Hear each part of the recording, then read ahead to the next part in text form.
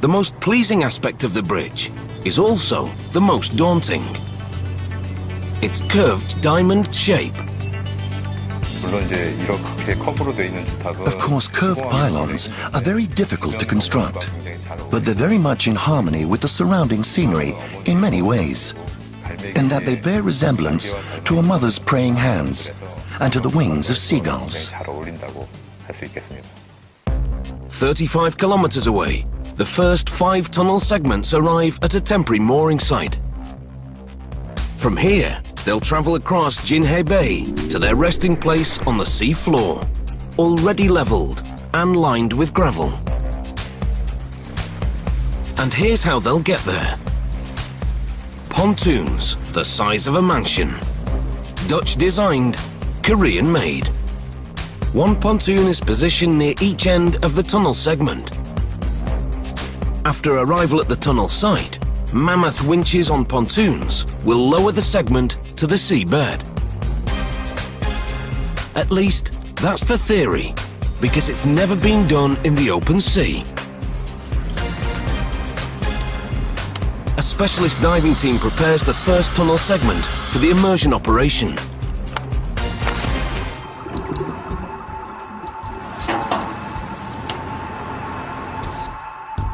Divers test connections for data systems and power supplies. Standing by. And remove marine growth from the bulkhead. Down on the wire, please, Steve. Down on the wire. Finally, they install steel wires underneath the tunnel segment, crucial for positioning during immersion. In a good position now, we can come up on the wire.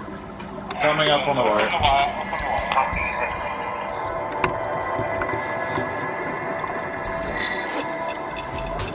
Above water, the crew are also adding a temporary access tower, so workers can enter the segment in case of trouble with the ballast tanks.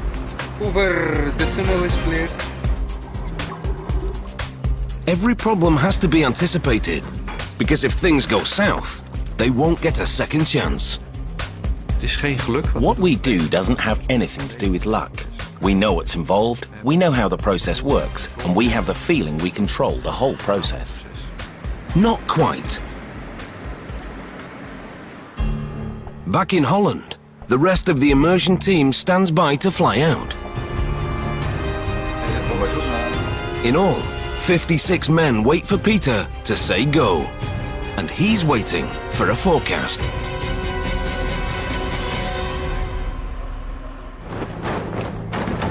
When the wind blows from the south, swells roll in from the Pacific. Because we're situated offshore, we have to deal with waves. And these waves can be pretty fierce.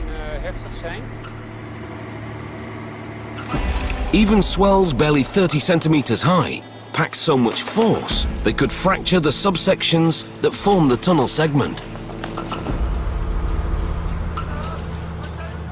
Throughout its journey, the segment will be at the mercy of the waves, so the team needs 3 days of calm seas. Structon looked around for a forecaster, but few dared to stick out their neck for such a costly guess. Then, a Danish company seized the challenge. They came up with a model to predict waves as small as 10 centimeters, up to 5 days out. A stunning breakthrough in forecasting. That means we're able to say, tomorrow we can do an immersion. And that means we're able to put people on the plane yesterday, really on a last-minute basis. It takes away a big risk for us and for our client. We've got the weather. They're all showing the same prediction.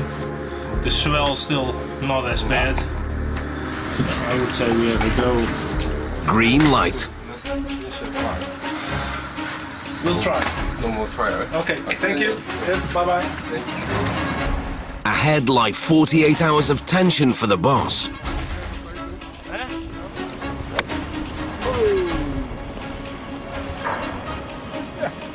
"6 months of work rides on steel threads and a forecaster's guess. Tonight, no one will sleep soundly.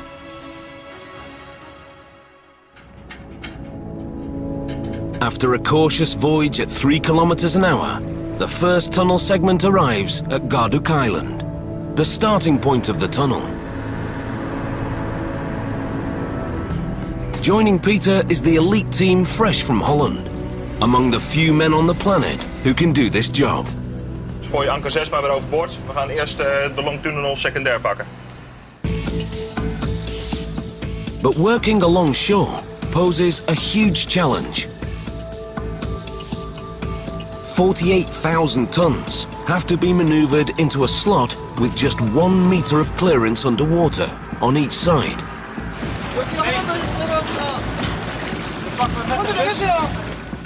One false move and the segment could get jammed in the rocks.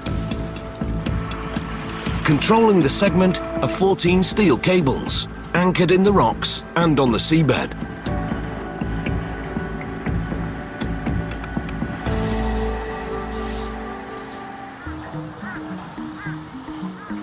Aligning the segment takes painstaking accuracy.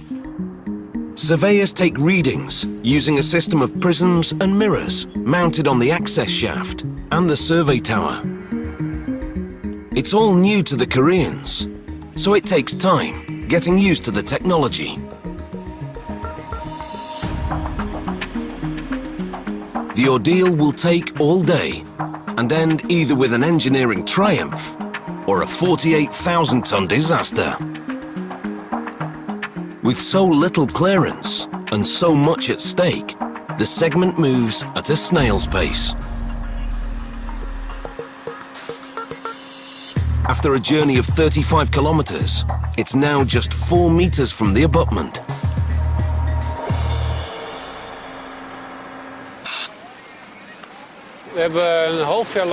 We've worked really hard for a half a year to prepare for this moment.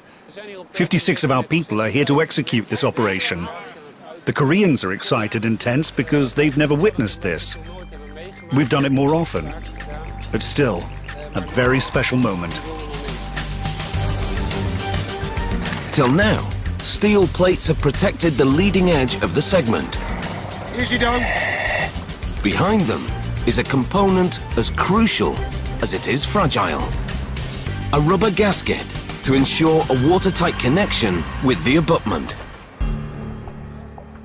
Now they're ready to begin the descent. Operated by remote control, the ballast tanks slowly fill.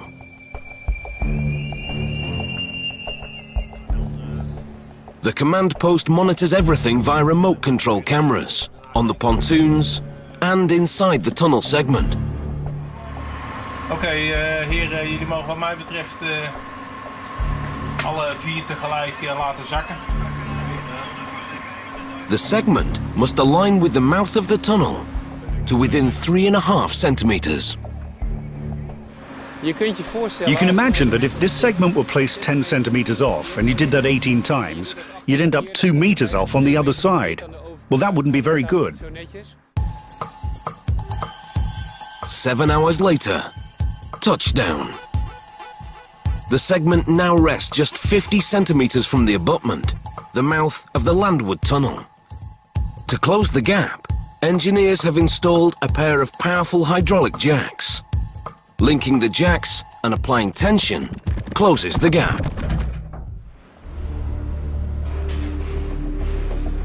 The final stage begins from the landward side.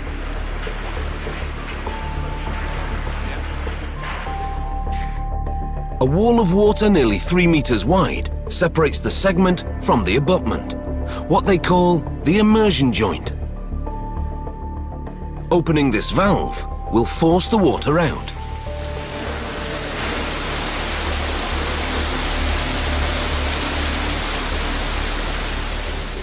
As the immersion joint empties, external pressure will further compress the gasket for a watertight seal. The echo from the bulkhead reveals the water level in the joint.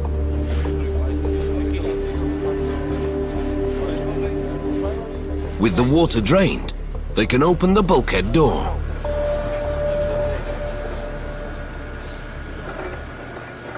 But the lock's jammed.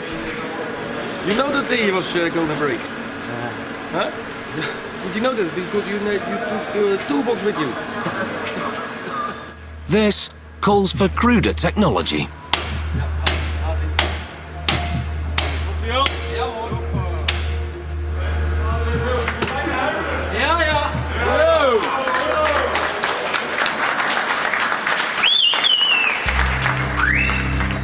All that stands between the crew and the first immersed segment is the steel wall installed back at the dock. And here is why it's so brilliantly simple. On other tunnels, engineers seal the ends of segments with concrete, then knock it out after immersion. But that takes time and creates debris. The modular steel bulkheads are easy to install, easy to remove, and they'll be reused on every segment and eventually recycled. Faster, cheaper and safer. An engineering trifecta.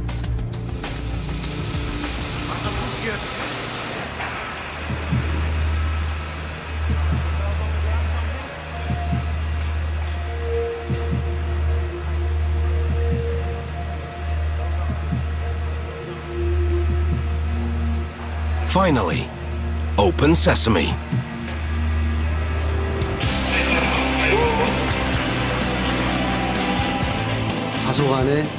Although we experienced some unexpected things, we were very happy that it was completed successfully in the end. And the feeling of accomplishment was indescribable.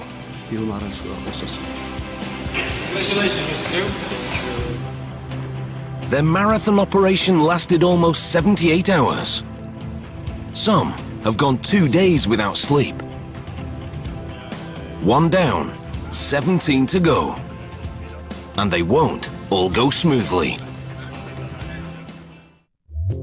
Like the Busan Tunnel, the bridges advance in segments, but 2 at a time, not 1. It's called balanced cantilever construction. Working outward, steel segments are laid on each side of the pylon to keep the bridge in balance. Then 2 cables are attached to brace the segments. Once they've done that, the derrick crane then lifts up 6 precast concrete panels and places them onto the steel frame.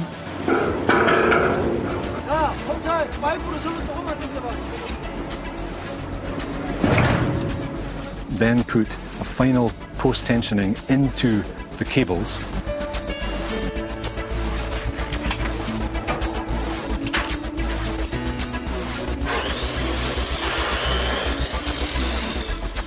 And we're ready then to start the whole thing over again.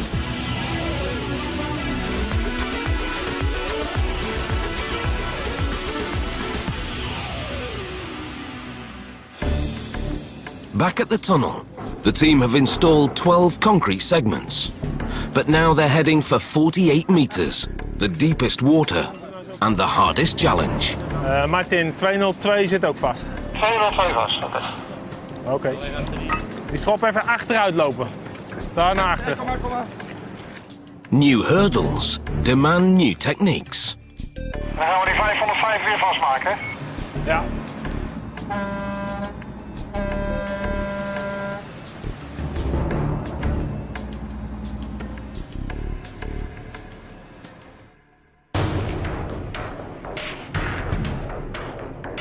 The sea floor out here is soft clay, so they need to set anchors that can hold the segment and pontoons fast.